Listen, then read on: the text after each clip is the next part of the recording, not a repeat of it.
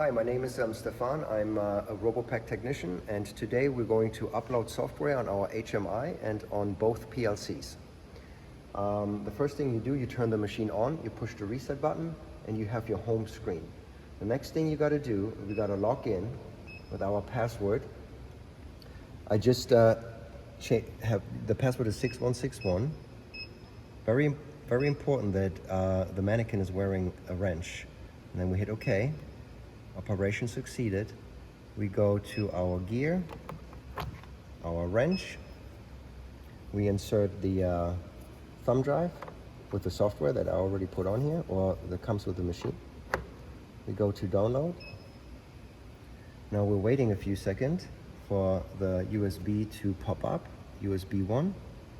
And then you see the file. This is one file. We click on it or highlight it, import project, we hit OK, and now the software is being downloaded.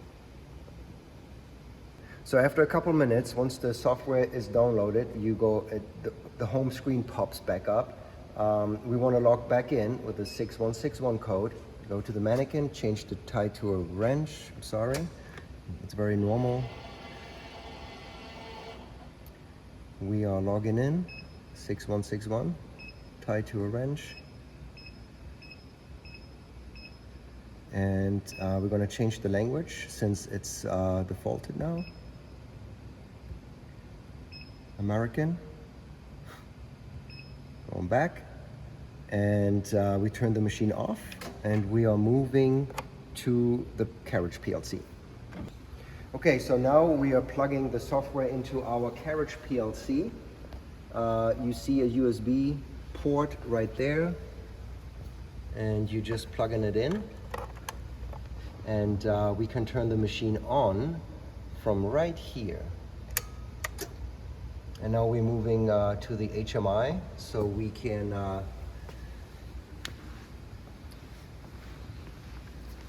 do the upgrade.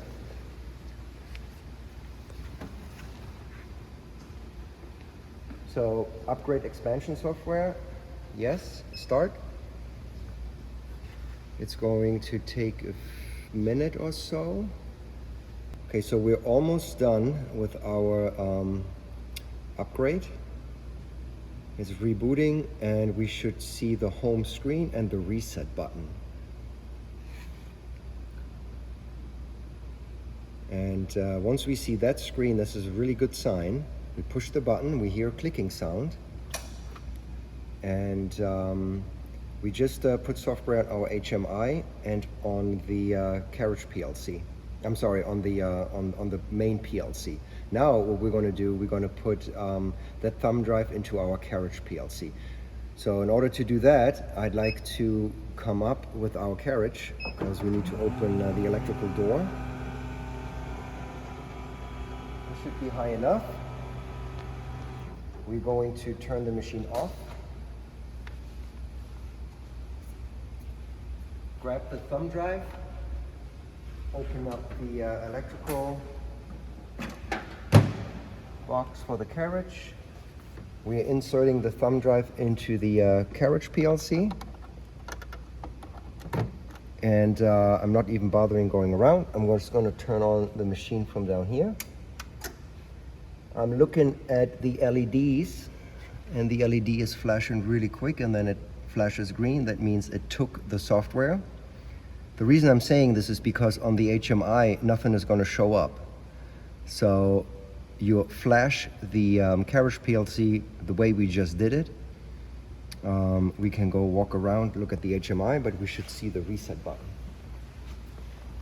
Asking to push the reset button, which it does. So now we're here.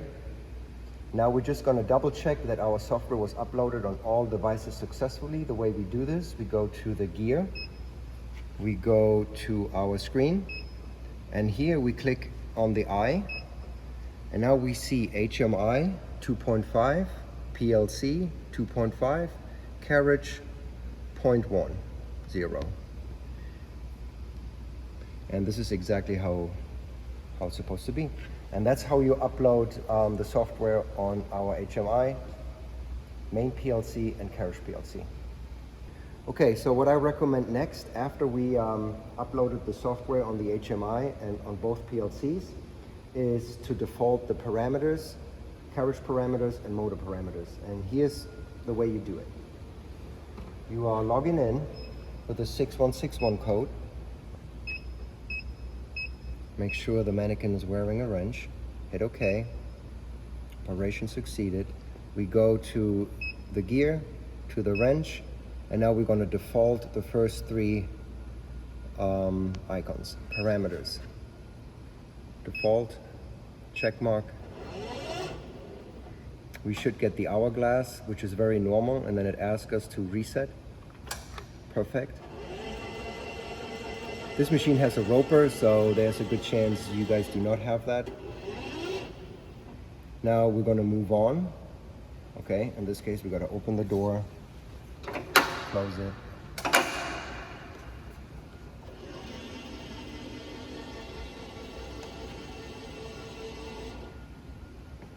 Excellent. Gear, wrench, carriage. I'm going to make sure we hit the R and the W. The default icon appeared.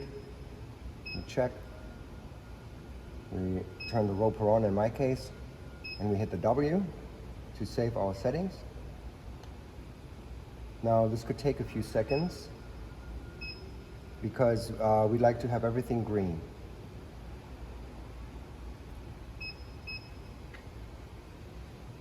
There you go.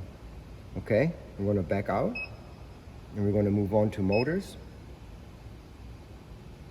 We are defaulting our parameters and we're saving them. So in some models, the word motor stays red, and that is okay as long as your numbers are green. And all my numbers except 5, again, this is an option, roping might be red at some cases, but 1 through 4 should be green. And the last thing we're going to do is calibrate our load cell. No film is in there. And we hit the start button. Sometimes we got to hit it a couple of times. Very normal. There we go. And the two top values should be around 100. And we get the green check mark and we are ready to go. Go back out, we go home. We're on our recipe page and we can go ahead and wrap.